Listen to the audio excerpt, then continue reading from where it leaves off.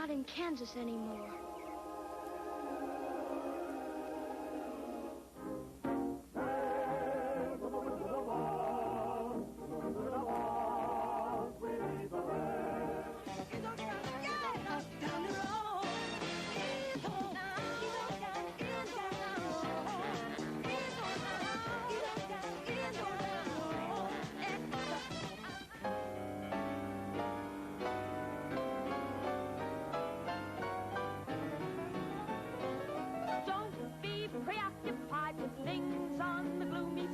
Troubles are mostly magnified.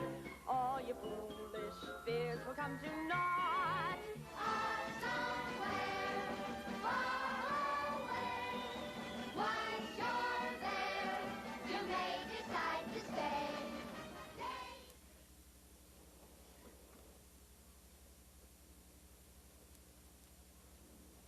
Oz. The Whimsical World of Oz.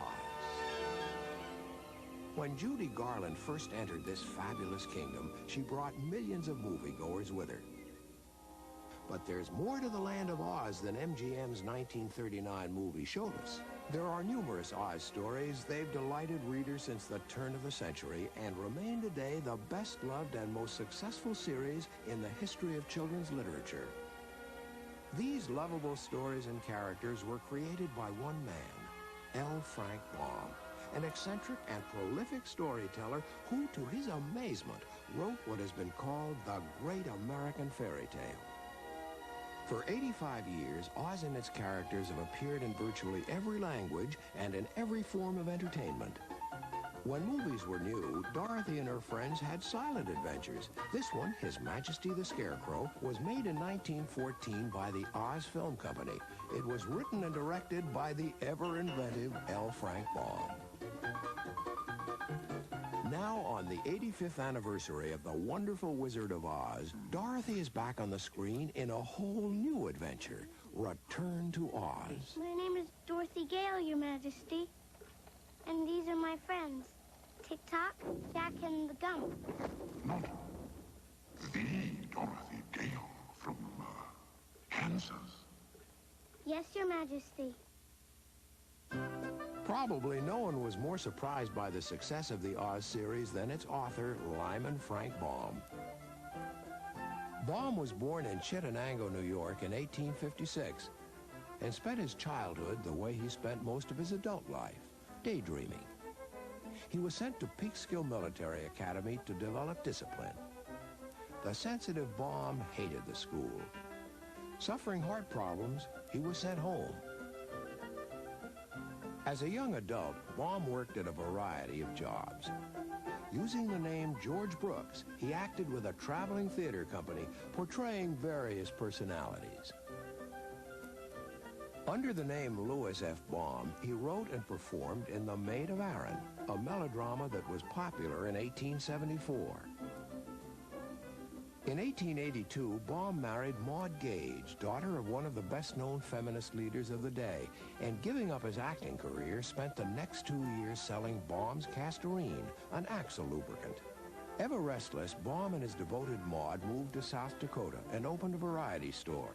When the store went out of business, Baum took over the local newspaper and wrote editorials on women's rights, the supernatural, and other avant-garde ideas.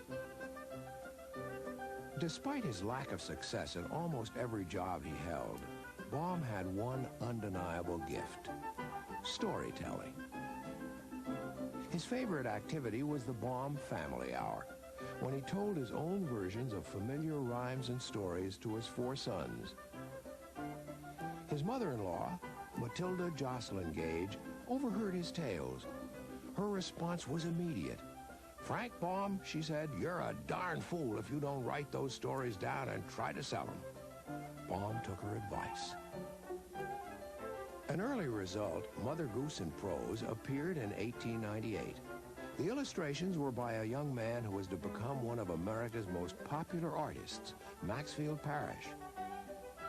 Baum's prose was as imaginative as his method of writing. The author's granddaughter, Ozma Baum, explains. My grandmother tells the story that my grandfather, during the night, would write all over the wallpaper with his ideas that he got during the night, so that they were constantly having to change the wallpaper in their bedroom. Baum published Father Goose's book in 1899. This time the illustrator was W. Denslow, who went on to collaborate on the next Baum book, a modernized fairy tale called The Wonderful Wizard of Oz. Baum was 44 in 1900 when the book that would make him famous was published. He and the artist paid for the printing of the color illustrations themselves. Though Baum claimed he simply wrote to please a child, The Wonderful Wizard of Oz was to set a new standard for children's literature. No one, including its author, dreamed it would sell 90,000 copies during its first Christmas season alone, and it went on to become one of the best-selling books of all time. Robert Baum, the author's grandson, tells us how the magical name of Oz came about. There's been a lot of speculation as to how L. Frank came to the name Oz.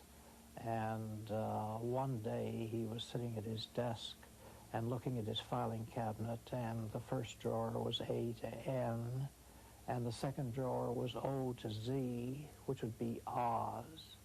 And it occurred to him immediately that that would be an excellent title for the imaginary land about which he was to write. Baum combined the characters in his best-selling book with his knowledge of the theater and came up with a musical extravaganza of The Wizard of Oz that featured this melody. It opened in Chicago and went on to Broadway in 1903 and was one of the great hits of early 20th century American theater. Baum had other non-Ozian stories he wanted to tell, but such books as The Master Key and The Life and Adventures of Santa Claus were not as successful. Baum was again in need of money.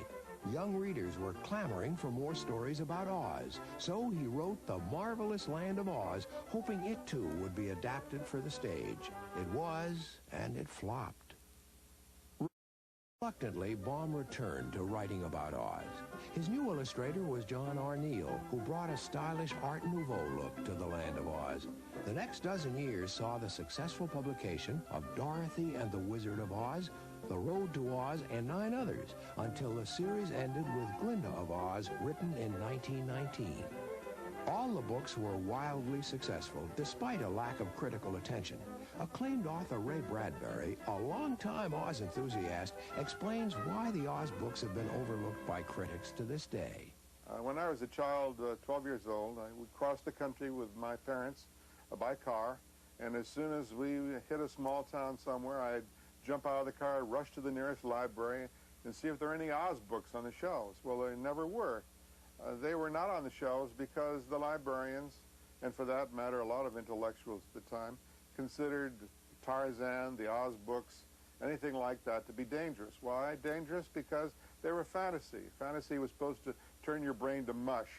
And they were afraid that if you fantasized, you'd never do. And of course, what we need in our life is a combination of dreaming and doing, and then going back to dreaming again. That's the history of the world. So we all survive by fantasy, don't we? Though we don't think about it often, and we shouldn't be afraid of it. Like generations before, today's children continue to enjoy the Oz books. Oz is a very imaginative place because there's so many weird characters that have so many different personalities. Like, for instance, the Wheelers, which instead of having hands, they have wheels. L. Frank Baum, he has a special style of writing, and it's like he really does put you there. It's like his writings, like they're exciting, they're funny, and that's what really puts you there.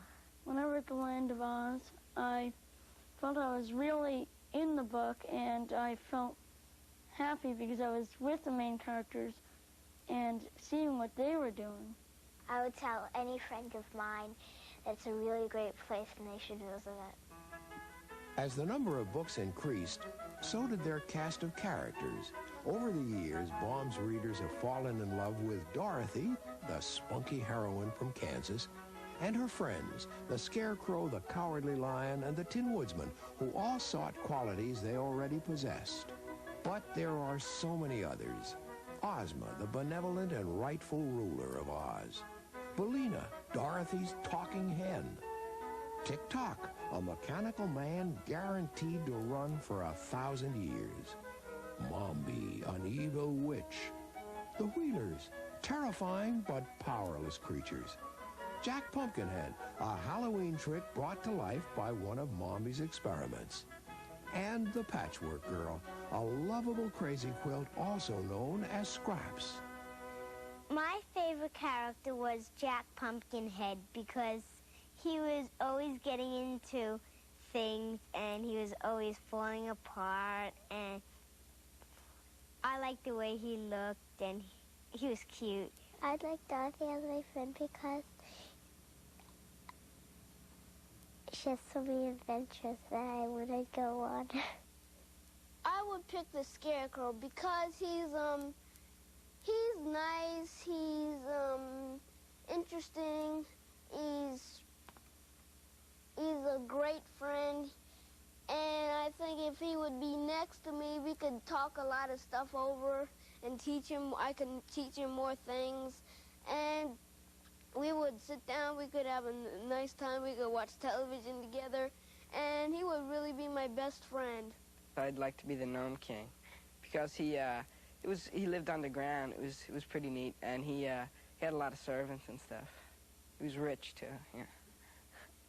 Lovable as she is, the character of Ozma of Oz caused some trouble for her namesake, Baum's granddaughter. It was difficult for me to grow up with the name Ozma because I didn't know who my friends were. There were a lot of people who were my friends, I felt, because I was the granddaughter of L. Frank Baum, and I didn't know who was my friend and who wasn't. So I changed my name to Scraps, which was taken after the Patchwork Girl. Characters have impressed some of the leading authors of today. I think the Oz books have survived because of the quality of the character work and the quality of the storytelling. It's a combination of the ability of Mr. Baum plus his illustrators, starting with Mr. Denslow and then moving on to John R. Neal. These metaphors, the characters as metaphors, are so bright and so splendid and so imaginative, it's hard to forget them. Once you've met the Quadlings, as I recall, those are the ones that took their heads off and threw them at people. Well, that's a great concept. Once you hear about it, there are times in our life we'd all like to take off our head and throw it at someone and then be able to run and get it and put it back on again. So the books are full of delightful things like that, and I think it's the quality of this imagination, plus the good humor, the optimal behavior of the characters that makes us want them to live forever. I think that Princess Langwidere and Ozma are my two favorite characters, and Dorothy, of course. But Baum had this wonderful tendency to create terrific women. We never think of him as a creator of wonderful women characters, but his little girls and also his young princesses are very resourceful, very strong. They tend to be stronger and tougher and more resourceful than some of the boys. And I think that secretly, little girls who read the Oz books could find role models that they could identify with. More than 2,000 adults belong to the International Wizard of Oz Club and read its quarterly, The Baum Bugle. Oz experts in different fields have varying reasons for the appeal of the series. When I was young, the reality of the Oz books impressed me most, I think. The fact that you could believe in the land of Oz, you could believe in the adventures that so many American boys and girls were having in all the stories. As I have gotten older and I go back to them, whether for pleasure or for research, I find that there's a great gentle philosophy and almost a propaganda in them, a lovely way of saying that you should be first and foremost yourself. I think that's very important to come to, whether you're getting it subconsciously as a child or coming to the realization of it as a young adult. The Oz books seem to always say that you should be different if you are different, but never lose sight of the fact that you work with people and work for other people, do for other people.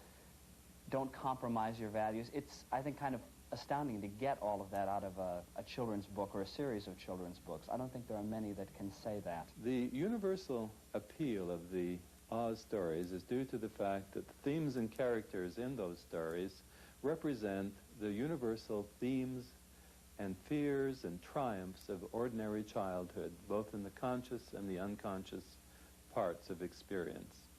For children's books like the Oz books, when children read them, they literally go to Oz. Not all children, but many Oz readers. If they reread them as an adult, the magic very often comes back, which is why, for example, there are so many adults in the International Wizard of Oz Club, a lot of professors.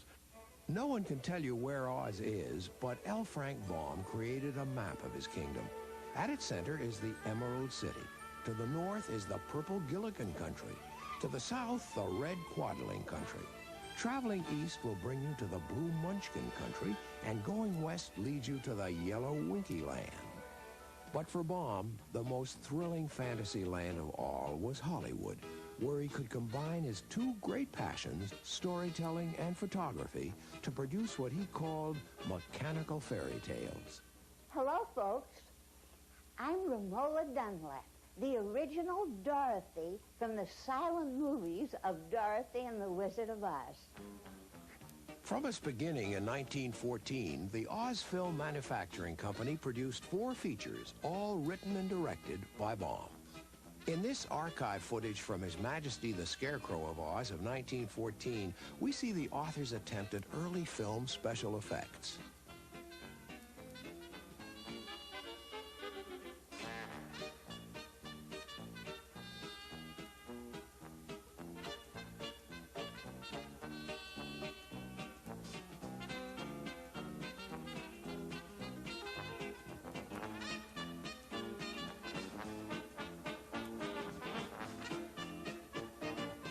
Stranded on a pole, the hapless Scarecrow slips below to give L. Frank Baum a chance for fun in an underwater scene.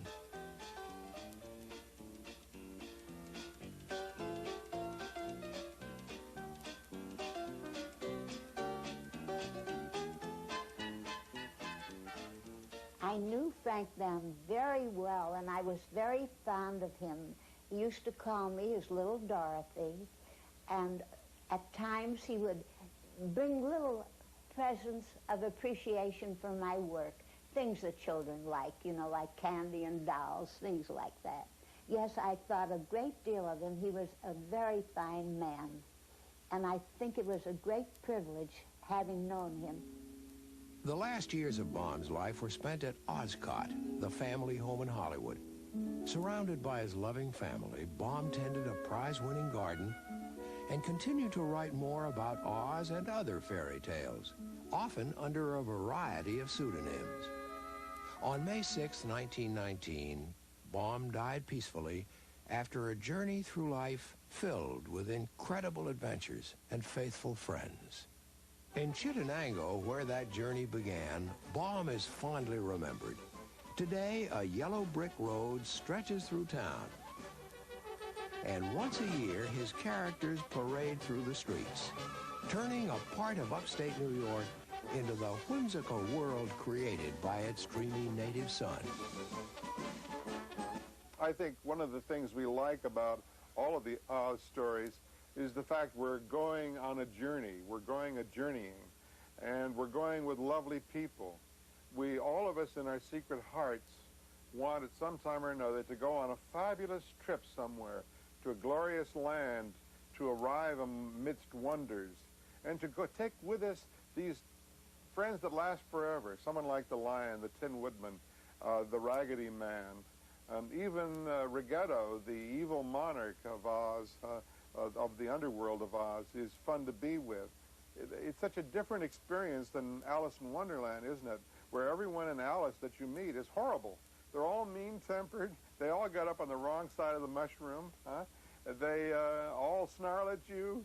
They spit on you. They don't want to have anything to do with you. They get rid of you as soon as they can and leave you on the road. And so you're all alone again. But in Oz, the love magnet is always there. The Raggedy Man's there to help you. The Tick-Tock is there to inform you. And we want to take that journey forever and forever and forever. Since Baum's early silence, filmmakers have taken us on that exciting journey again and again and again. And in 1925, the second film version of The Wizard of Oz appeared. Recognize the actor playing the Tin Man? It's Oliver Hardy. The citizens of Oz welcomed Dorothy in this 1933 cartoon. It was written by Baum's son, Colonel Frank Baum, and produced by Ted Eschbau, one of the leading cartoonists of the day.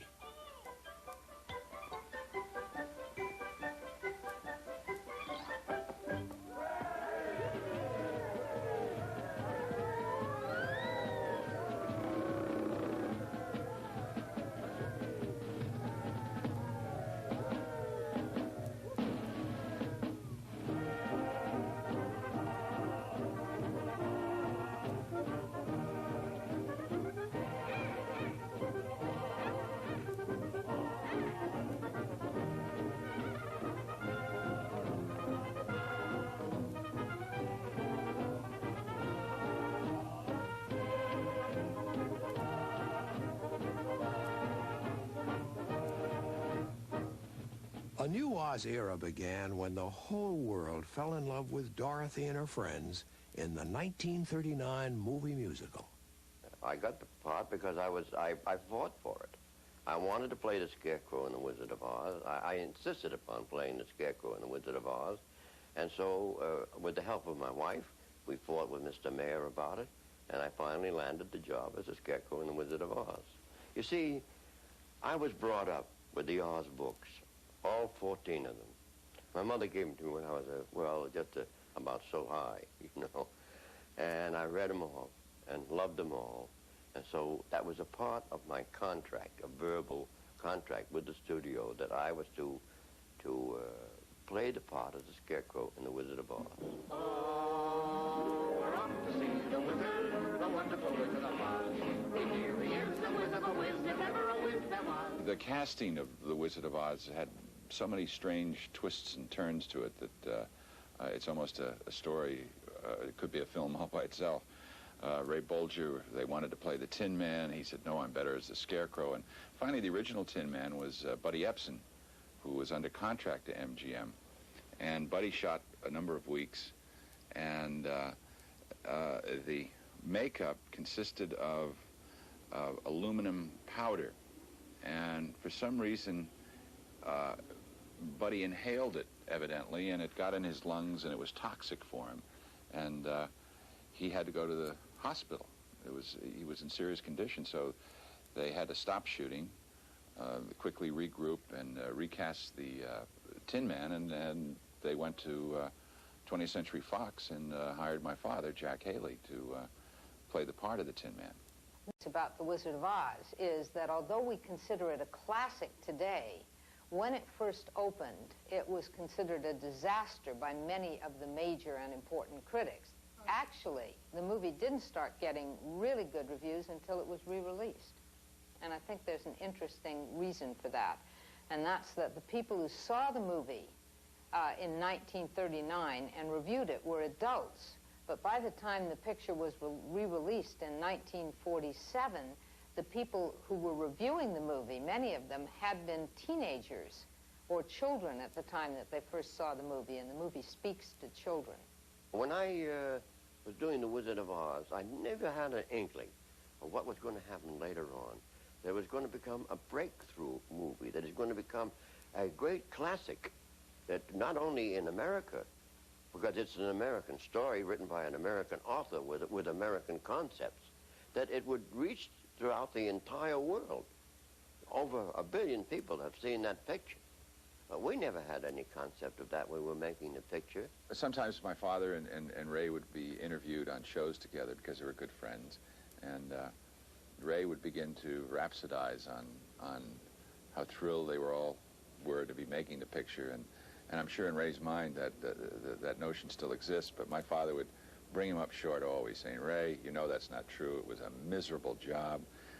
All of us much rather have been doing another kind of a picture, and rather than going through this excruciating process of putting on the makeup, and the chaos surrounding the picture. One day it was one director, the next day it was another one, and there were new writers, and there was new script.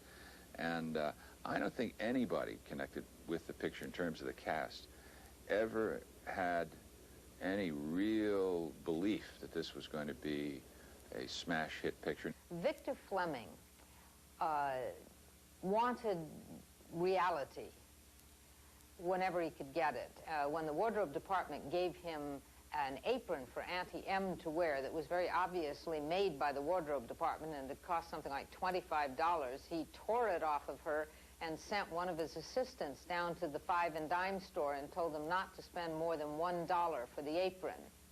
So he sent somebody out to get a really old, faded, green, grimy coat for Frank Morgan to wear when he was Professor Marvel, down on his luck.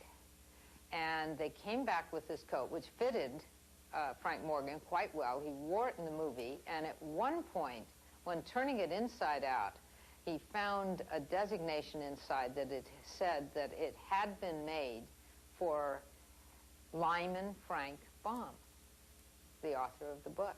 There are certain principles and a certain amount of gallantry in it, but beyond that, it shares something with Snow White and the Seven Dwarfs and other, and Pinocchio and other Disney classics, in that it gets pretty scary, and children relate to that. And a lot of pictures have tried to capture the atmosphere of The Wizard of Oz, and haven't done it because the producers, the directors, the writers backed off and said, well, we don't want to scare the kids too much. But there's something about the fear of it and surviving it all.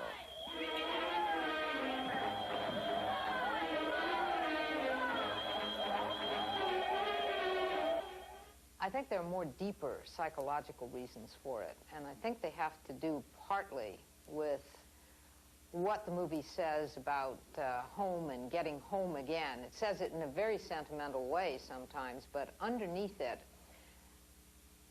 is a real desire that we all have for getting back home again. And I think Margaret Hamilton was the person who phrased that to me the best, because she said at one point, it doesn't matter whether it was a broken home, it doesn't matter how unhappy it was, there's something in us that always wants to go back home again. I fell in love with Dorothy when I'm reading the books. She was my favorite person. Because, I mean, Dorothy was, she was having adventures, and she didn't realize that what great adventures she was having. And she was such a wonderful, beautiful child. And we all wanted to follow her. So I wanted to be the Scarecrow so I could follow her the longest down the yellow brick road. If ever, oh, ever a wizard was, the Wizard of Oz was one because of the wonderful things he does.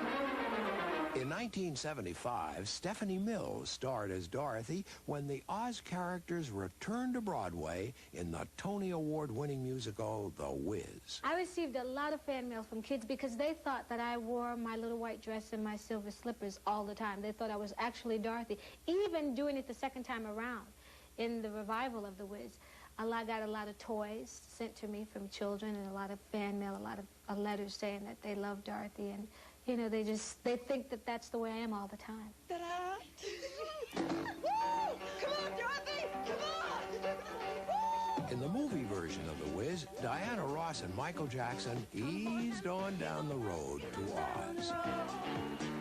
Come on, ease on down the road. Don't you carry nothing that might be a load. Come on, ease on down the road.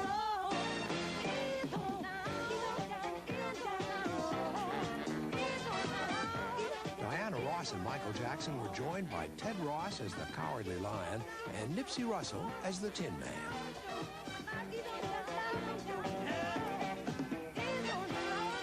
My favorite character was the lion, you know, because partly because of my nature, and you know, it's the macho thing. We're taught to believe we have to cuss and smoke and be tough and rough, and and all that, and prove to ladies that we can, you know, just to qualify. And yet, if one of your buddies taps you on the shoulder and says, go take care of that, you say, you know. So Dorothy was my daughter. Dorothy was my sister. Dorothy was my mother. Dorothy was my wife. Dorothy was every woman I know in the world, you know, that I am naturally protective of. And the Tin Man was, he evolved from something else. He represented the businessman, and the Scarecrow represented something else. But I was human as well as animal. You know, I had evolved from, you know, I was a manimal. And so that was my favorite character. I was honored to be able to have the opportunity to play that role. Come on, be a lion. I'm standing strong and tall. You're the bravest of them all. On parade,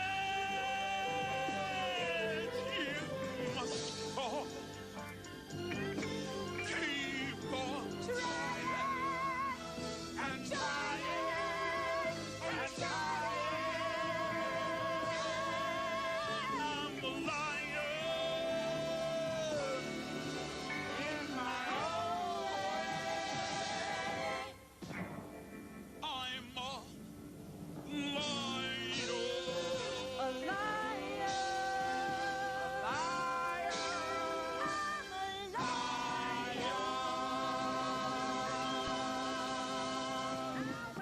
There was a Dorothy who traveled over the rainbow down under. What would L. Frank Baum have thought of this Australian road movie, Oz? If you dig rock and roll, you're gonna dig Oz.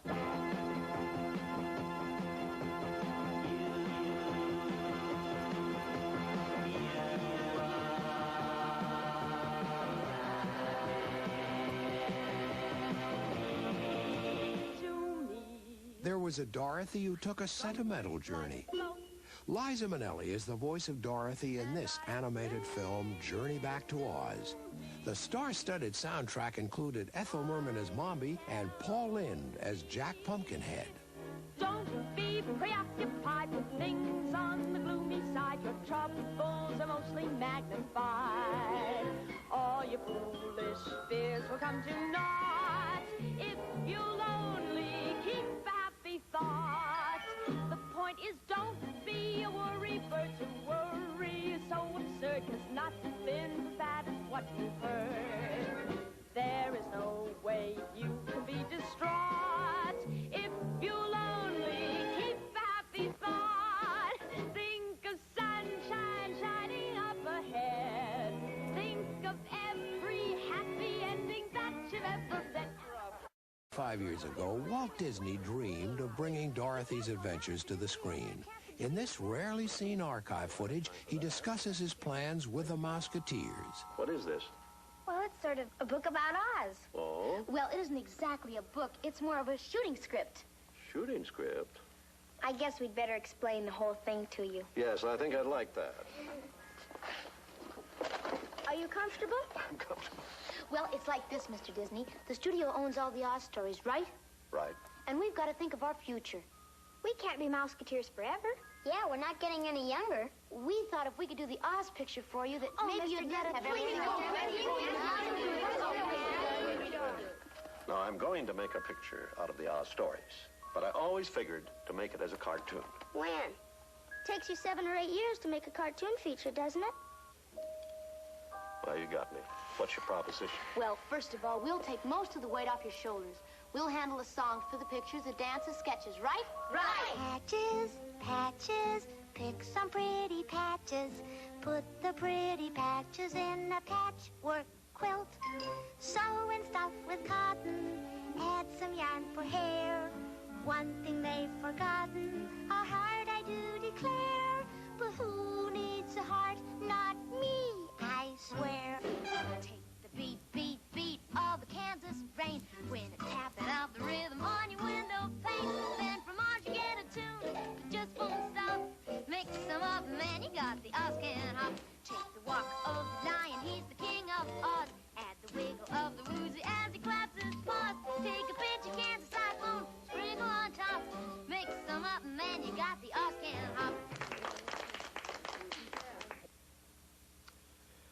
Musketeers, you've earned it. We'll take a flyer on Oz. You mean you're gonna let us do the movie? Widescreen, color, everything? Everything, the works. Oh, you sure? I'm sure. Okay, ignore that cake now. Up we go, the rainbow-covered skyway. Up we go, the rainbow road to Oz.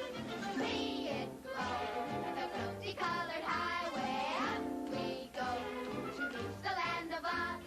Off somewhere, far away. Once you're there, you may decide to stay. Daydreams grow, there beyond the byway. Up we go, the rainbow road to Oz. Here at the Elstree Studios in London, the long-held dream is being realized with the filming of Walt Disney Pictures' live-action adventure fantasy, Return to Oz, a unique motion picture that is the most modern and yet also the most faithful of all the Oz films to date. Here on the plains of Salisbury, England, Dorothy's Kansas was recreated for Return to Oz, while in London, most of the filming took place on spectacular sets where technicians created the Wonderland of Oz in the way L. Frank Baum envisioned it so many years ago. Return to Oz brings Dorothy back to an Oz that is not at all the way she left it. No, Bellina, you don't understand. Drawing upon the second and third books in the Oz series, director Walter Murch has assembled an innovative production team to create a film faithful to Baum's vision. Nicole Williamson, Jean Marsh, Piper Laurie, and Fruza Balk star in Return to Oz. It's a film that is based on books written by L. Frank Baum. It tells the story of how Dorothy goes back to Oz for the second time and what she encounters there in a whole different set of adventures.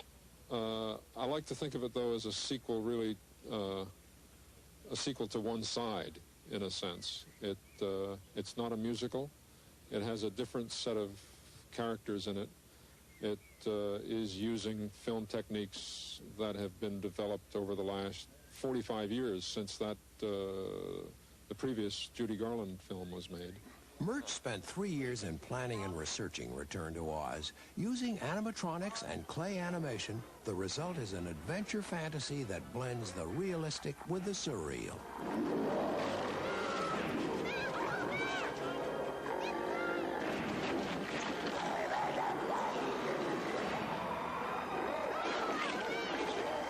We're trying to create the environment in Oz as Baum created it.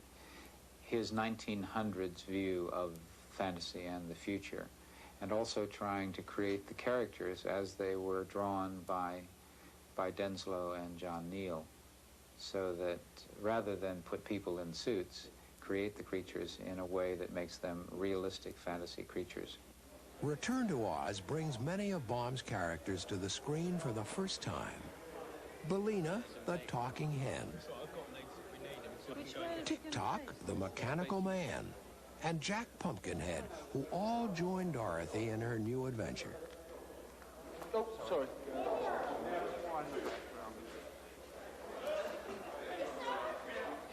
Another of Baum's creations is the Gump, obviously a favorite of director Walter Murch. The Gump is a moosehead brought to life by Dorothy to escape from the wicked Princess Mombi. The creatures in Oz, we decided, had to be created in a similar way to the way we did the creatures in the Dark Crystal, or the way Yoda was done in The Empire Strikes Back. A way of creating or bringing to life a personality of a character by using some puppetry techniques and some radio control and mechanical linkage techniques and everything that we've learned down through the last 20 years about movie making to be able to bring a personality to life that just doesn't exist in reality. Does it feel very heavy on you? Well, most of the designs are based on the original drawings from the Oz books, with slight changes, and then we worked pretty closely with Walter, and he had a really good idea of what he wanted, and fortunately was able to get that across to us. Here we see everyone's favorite lion brought to life by the magic of remote radio control.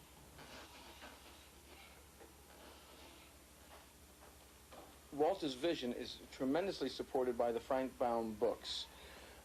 Costumes, the creatures, even the sets, in many ways are influenced by the plates, the illustrations in the original Baum books. And Lyle Conway, for example, who designed the animatronic creatures in the picture, a lot of his inspiration, in fact, a tremendous amount of the inspiration came from these books. Just to your right. The lion's head is fully mechanized, while an actor performs the body movements. Look down a bit. The Gump is an example of the most advanced technology in movie making today. A simple, charming character, it still takes a team of experts to bring it to life. There's a jewel, which has got a side-to-side. The Gump is a fully mechanical character.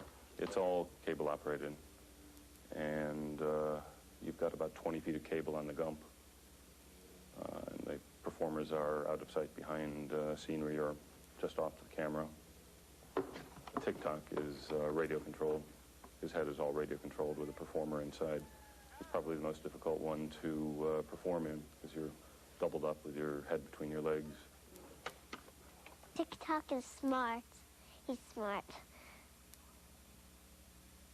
Because he could think, and he said to Dorothy, "Don't be afraid, the Wheelers do not harm," so then Dorothy wasn't afraid. And Tick-Tock could do anything, but he couldn't do anything when he's not wound up.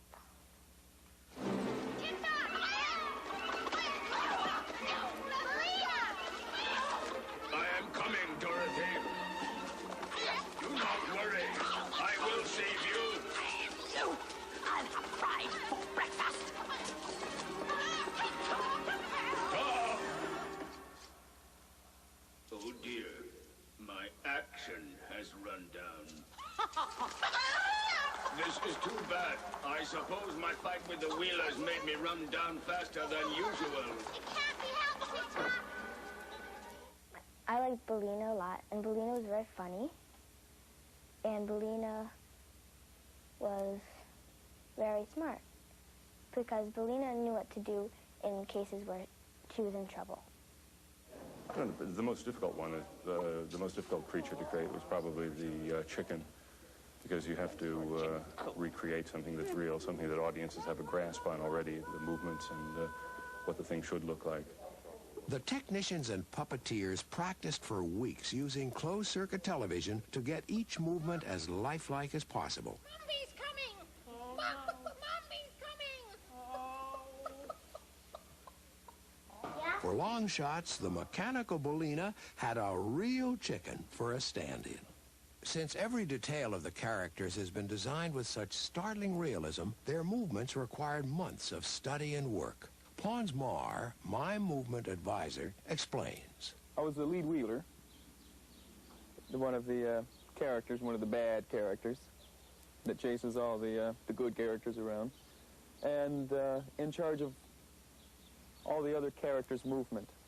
The Pumpkinhead, Scarecrow, Lion, the other wheelers, to an extent, the Tin Man, Jack Pumpkinhead. Initially, that was the hardest one, because that one was as opposed to Scarecrow, which presented a set of problems of its own, it was really more of a known entity.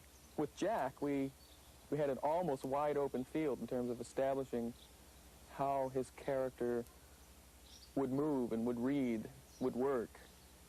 Then the limitations started coming in with how the puppet was built, what the puppeteers could do with that, and then what the human could do that was similar to what the puppeteers had done.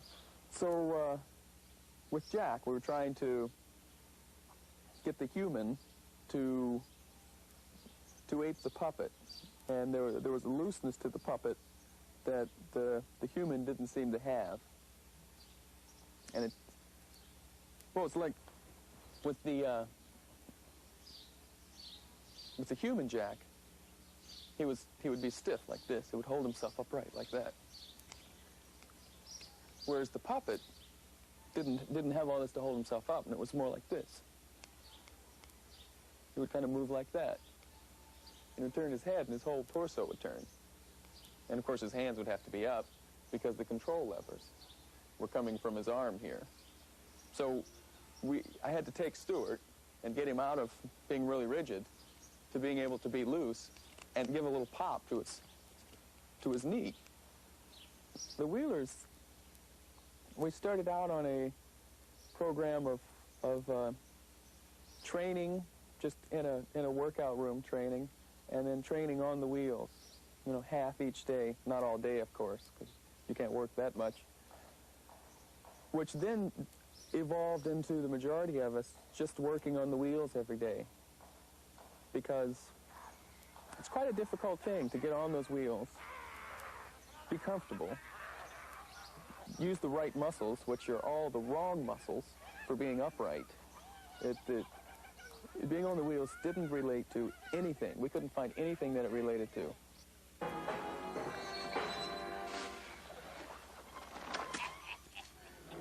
You run up the stairs. I will take care of them.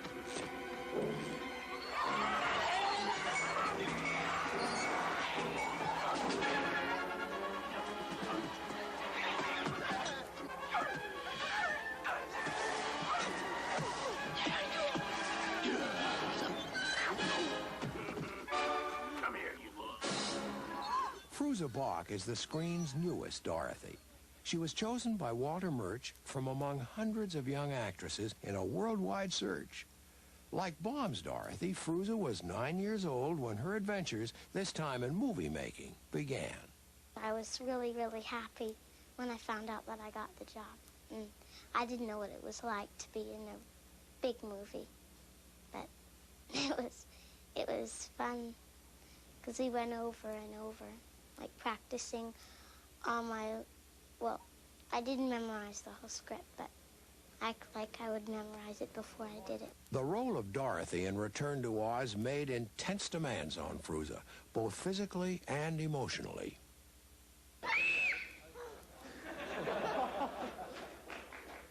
Well, I did all my own stunts. I did every one of my stunts, even when we were doing the water scene in the lake and stuff. But I just... The stuntman said, you gotta go for it, and, you know, you're gonna make it because there's people down there, and don't worry, because it's all arranged. Well, when we went through the powder gate, I got pretty scared, because it's like when you're on a roller coaster, and you're riding up and up and up, and all of a sudden you go down, and it's like that when we're going and going and going, then whack, we go through the gate, the balcony, then whoosh, we fly off.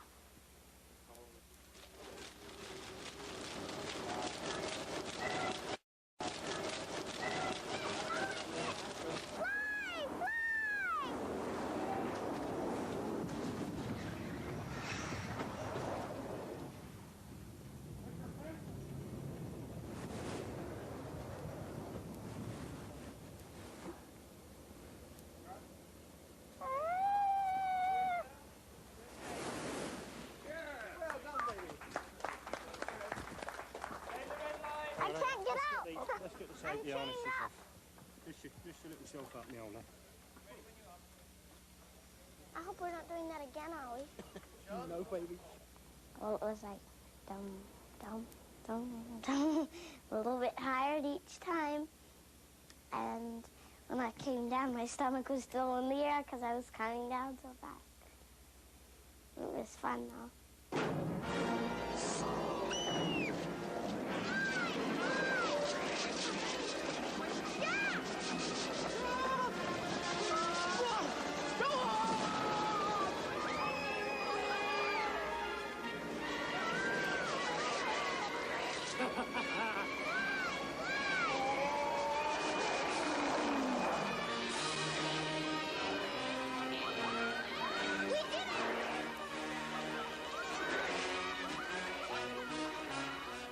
The cast of Return to Oz features Nicole Williamson and Jean Marsh.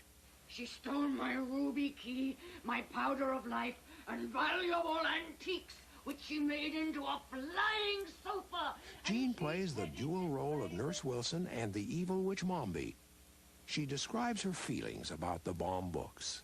I'd seen first editions of Frank Baum's books, and especially with all the crowd scenes, they were exact. That was wonderful, really very beautiful. Lovely to be on the set in those crowded coronation scenes. Beautiful. I hope I turn out to be a character they love to hate. What I hope happens is that they love Farousa, the little girl, and that they feel that the fantasy land has been like their fantasies, that they've had a good time and maybe learned something about children from it. Wake up! Wake up, all of you! Get up! Get up! Wake up and help me! Look! Dorothy Gale is escaping! Go and get them back for me! Hurry up! All of you! Come on and make sure you bring back that chicken! Hurry up! Well, my role in Return to Oz is twofold. One, a psychiatrist, and second, the evil gnome king. To describe the second character is rather, well, it's rather easy. He is someone almost straight out of English pantomime, very much larger than life, huge. In any other circumstances, it would be called an over-the-top performance. But those kind of performances are very pleasurable because it's very rarely that you are able to be offered something which has, or to deal with something of such great breadth and scope and tremendous kind of munificence of personality. We did the whole thing over a period of about 4 days shooting, which was quite phenomenal.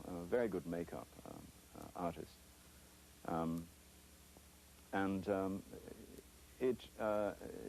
It left only the eyes, just merely the eyes. Everything else was just built on ridges of rock-like structure. Even the hair, everything in toto, hands. So it was built on in stages, and it took about 5 hours. Why did you come here? I told you why. You came all this way for a scarecrow?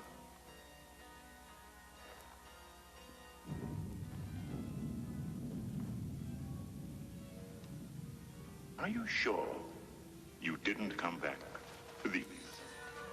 My ruby slipper. No. My ruby slippers. They just fell out of the sky one day. You were so anxious to get home. Well, I'd like them to think, well, wow, that was a great movie. And to tell other friends about it and say, oh, I went to see this movie. It's really good.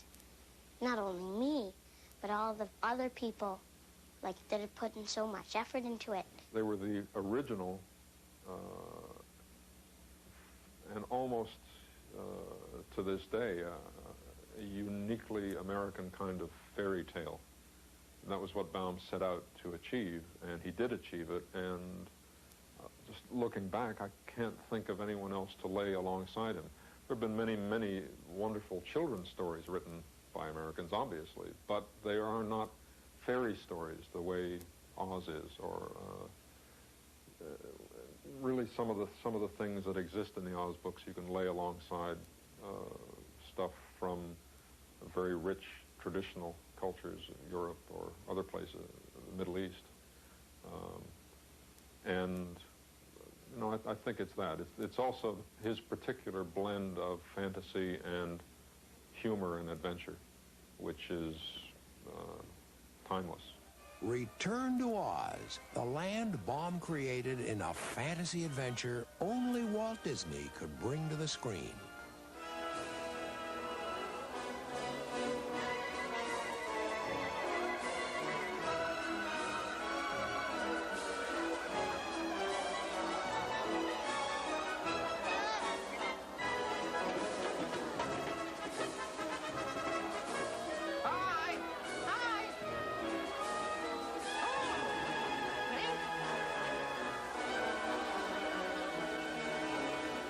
L. Frank Baum, actor, salesman, filmmaker, storyteller.